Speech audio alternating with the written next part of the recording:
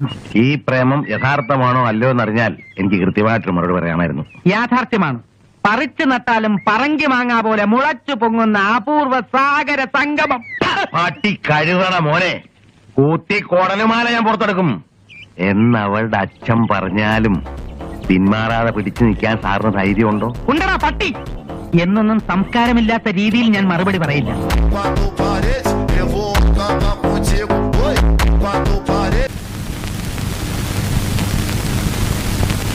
എന്താടാ അവിടെ?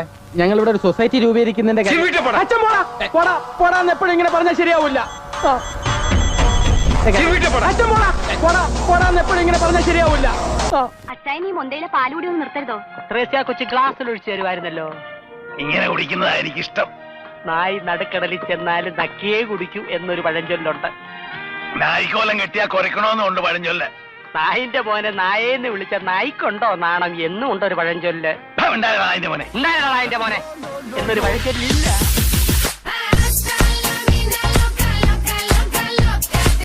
എന്താ പ്രശ്നം മീനാക്ഷി? ഇവിടെ പ്രശ്നമൊന്നുമില്ല. എന്തോ പ്രശ്നമുള്ളതുപോലെ തോന്നുന്നല്ലോ. എന്താ? താനാരാ?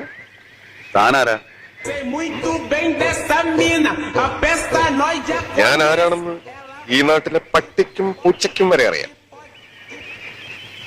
ഇവിടെ പക്ഷിയെയും പൂച്ചയും ഒന്നും കാണുന്നില്ല. എങ്കിൽ ചോദിക്കാമായിരുന്നു നീ ആരാണെന്ന്. ഞാൻ ഈ നാട്ടുകാരനാണ്. ഞാൻ ഈ നാട്ടുകാരനല്ല. ഈ നാട്ടിന് പറ്റിയ ആളാണെന്ന് കണ്ടിട്ട് തോന്നുന്നില്ല. ഈ ഭൂമിക്ക് പറ്റിയ ആളെന്ന് കണ്ടപ്പോഴേ എനിക്ക് തോന്നി. ഇതിനൊക്കെ ഹോം മിനിസ്റ്റർ ആണല്ലോ ഉത്തരം പറയുന്നത്. ഞങ്ങളുടെ ചോദ്യം ചീഫ് മിനിസ്റ്ററോടാണ്. ചോദിച്ചോ. പുതിയ മന്ത്രിസഭയുടെ വാഗ്ദാനമായിട്ട് ഞങ്ങൾ പൗരന്മാർക്ക് മുഖ്യമന്ത്രി എന്താ തരാൻ ഉദ്ദേശിക്കുന്നത്? വാ തുറന്ന് എന്തെങ്കിലും പറയണം.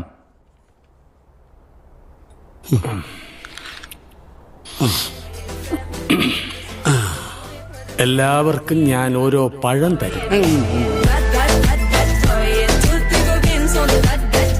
നിങ്ങൾക്ക് എന്തെങ്കിലും സംസാരിക്കാറുണ്ട് സംസാരിച്ചോ. ഞാനൊരു തടസ്സമാകുന്നില്ല.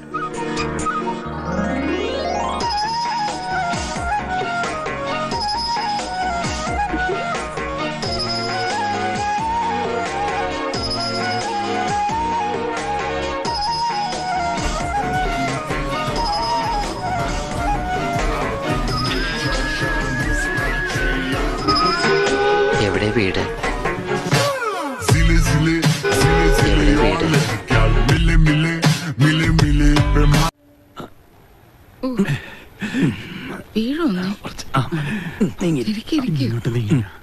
കംഫർട്ടബിൾ അല്ലേ?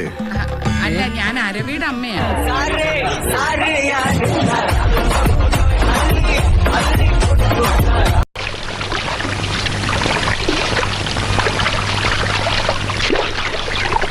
കുട്ടേട്ടാ, എന്താടി? ഒന്നുമില്ല, വെറുതെ. ഓഹോ, ഞാൻ വിചാരിച്ചു വള്ളം നിർത്താനായിരിക്കുന്നു. നിനക്ക് അപ്പിയിടാൻ.